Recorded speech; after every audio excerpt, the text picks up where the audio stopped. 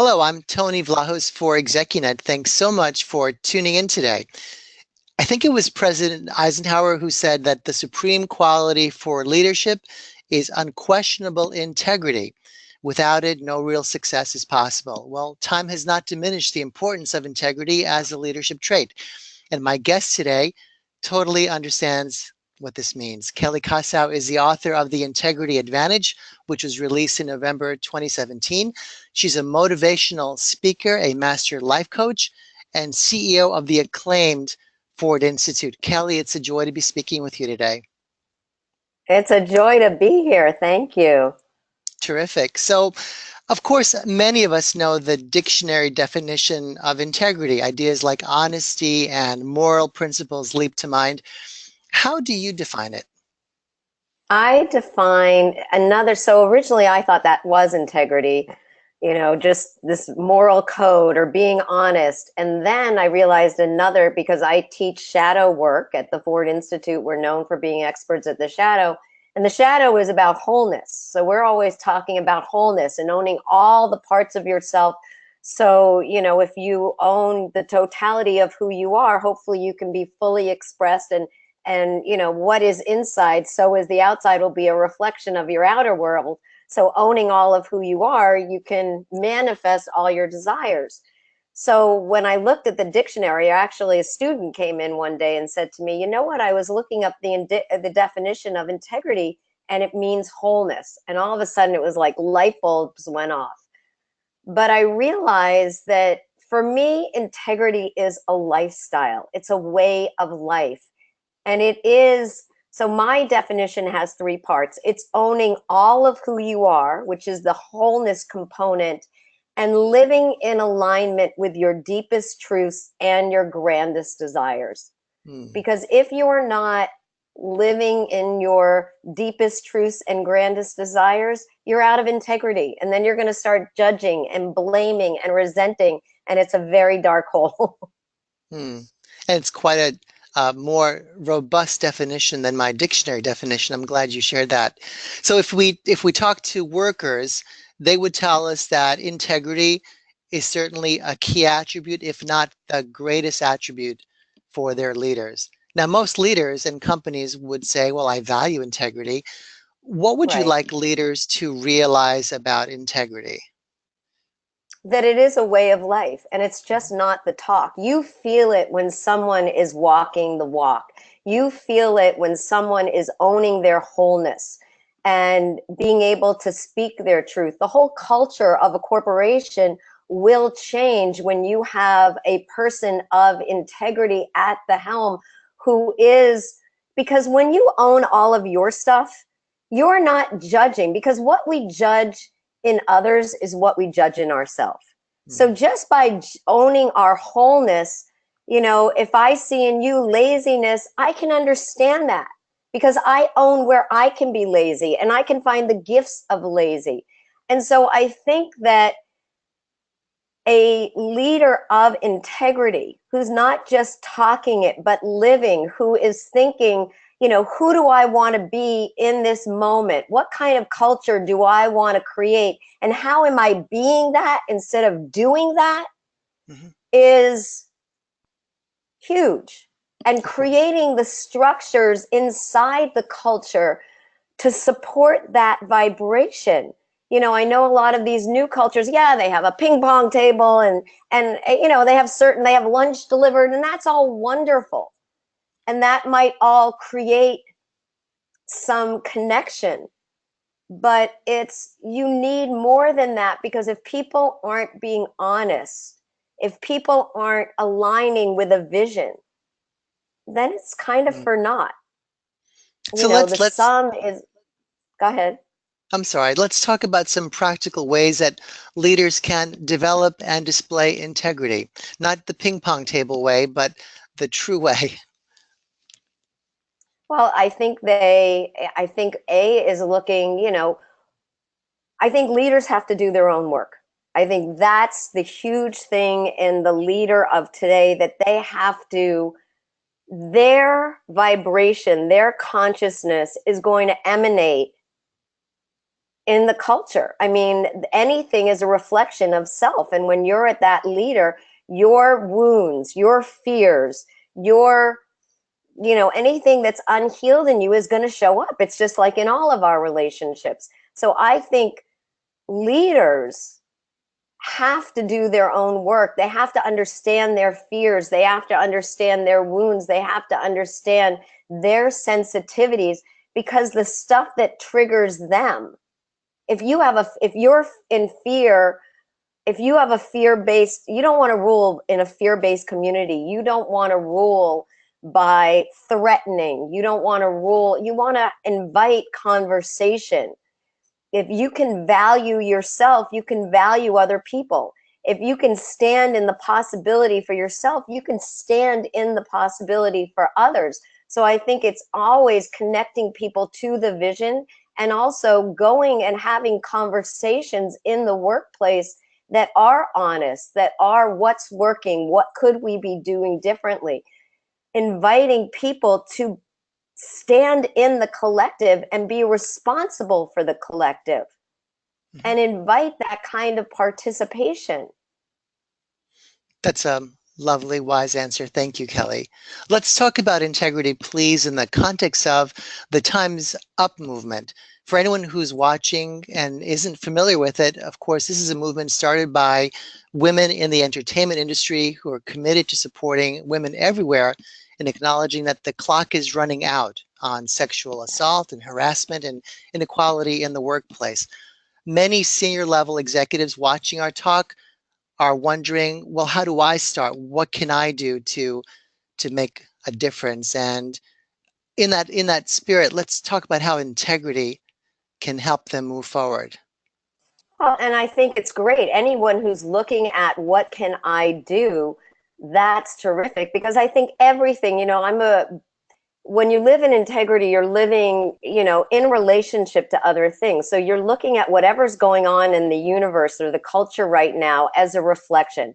And obviously, it's a very chaotic time right now. There's a lot bubbling up to the surface. All the quote unquote secrets are coming up. And Jimmy Kimmel said a few months ago, it feels like someone opened the door to hell or something like that. And it does. But we never want to be the victim of our circumstances. Instead of, we want to use it, because if it's happening it's happening all over, then obviously it's something we all need to look at. And so getting that everything that is bubbling up to be re-examined, and whatever needs to be released or replaced with something that is more fitting. So I think it's time for people to look at what in your culture is not working.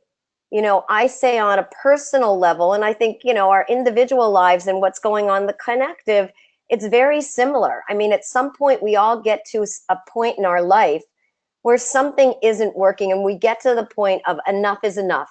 I can no longer stay quiet. I can no longer pretend it's okay. And that's what we're seeing in the Me Too movement. We can no longer pretend that it's okay, or the unacceptable is acceptable. So I think it's taking a look at your company and saying, what is working? What isn't? What are the inconvenient truths that we're trying to hide behind the closet because the bottom line is going up? And knowing and really getting the feedback of that. Where are we out of alignment with what we say is our mission statement? And so I think to take that honest look at what is working, what is not, and most importantly, those things like that you're just not going to accept anymore. It's not okay. It's not okay for people to punch in, 5 minutes or 10 minutes late all the time. It's not okay for whatever it is, for, a leader to go do this or that. What's not okay anymore? Because it's just so out of alignment with who we say we want to be. Very well said.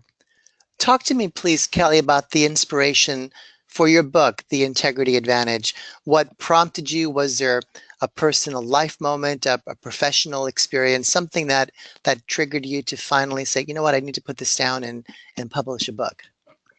Well, I think there were two things. I think that, you know, one was in my own life, I've always, you know, food has always been my drug of choice. And so I always, you know, had, you know, emotional eating issues. And when I got divorced, and all of a sudden, you know, like many people, you get divorced and all of a sudden you look better and you lose weight and this and that. And everyone was saying, oh my gosh, you look so great. And I thought my first book idea was I'm going to write the divorce diet because like all of a sudden, and then I realized, you know, years later, because my binge behavior had gone away and all this other stuff. But then all of a sudden, one day it came back again. And I was like, what the hell is what is going on?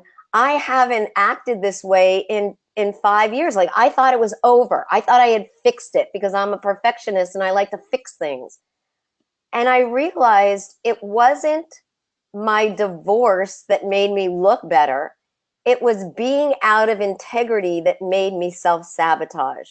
And I realized the connection between integrity, self-worth, and self-sabotage.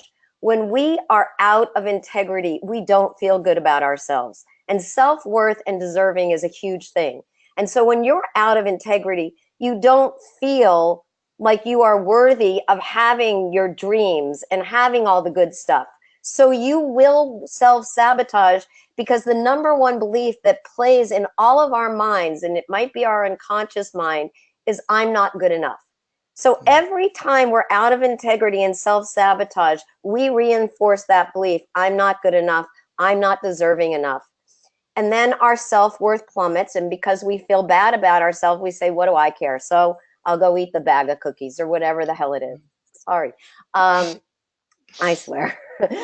And then again, it's a spiral down. Out of integrity creates lower self-worth, creates more self-sabotage, creates less self-love, which creates less being in integrity, and it's just a downward spiral. On the other hand, if you claim your integrity, and if you start cleaning out your incompletions and clearing up the past and working on yourself and getting rid of all those things that feel like little holes in your soul, and you start owning back, all of a sudden your self-worth starts to plummet when you start treating yourself a certain way. And then your worthiness goes up. And then it doesn't feel good to do anything that isn't in your highest or doesn't feel congruent with the vibration you're now on. And so you're going to make healthier choices for yourself, which is going to increase your self-love, which is going to make you want to be more in integrity and the self-worth. And so it becomes this shooting star. And then all of a sudden, because you feel so clean inside that there are no blockages to manifestation. And you can be fully expressed because you're okay with who you are. There's none of these out of integrities lurking in your closet. And so I just realized this is amazing. Like if any lifestyle, this is the best lifestyle, quote unquote, diet I've ever been on. Mm-hmm.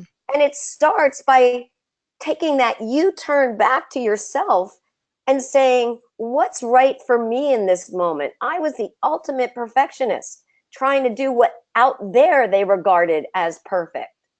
Mm-hmm. And in the book, I say I'm shooting on myself.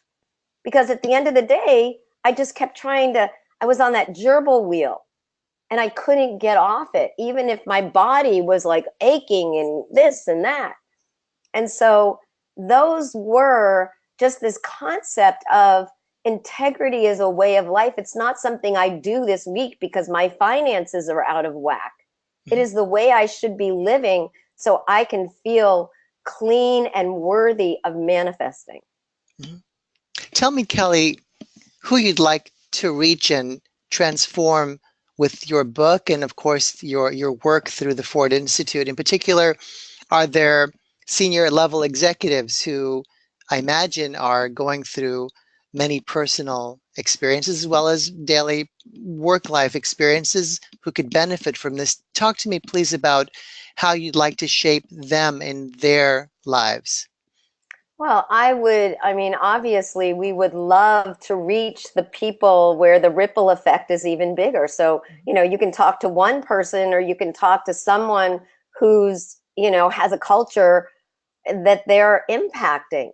So, we would love for to talk to, I would love to get into a corporation. I would love to create an environment where they're fostering wholeness, where they're embracing their humanity instead of, trying to be, what they think they should be, where people feel that they are valued, and especially the leaders, because when you truly live in integrity, you are living in the possibilities of life. And when you own your wholeness, you own the wholeness of others. When you live in the possibilities of your life, you hold that for others. So when you have a whole and healed, conscious leader, they stand in others for what they stand in for themselves. And that's an environment where that inspires profitability and, just the economy of consciousness would be amazing. It's a wonderful vision. It's terrific advice. Kelley, thank you so much for making time to talk to me today. The book, of course, is The Integrity Advantage, available where fine books are sold. And I look forward to learning more about the impact that it's having on people, especially the members of ExecuNet who are at the senior level of their companies. And as you said, hold so many other lives in their hands. So I look forward to experiencing that through their eyes as we learn more about their reaction to the book. So thanks again. I wish you a lovely day. Thank you. Bye for now.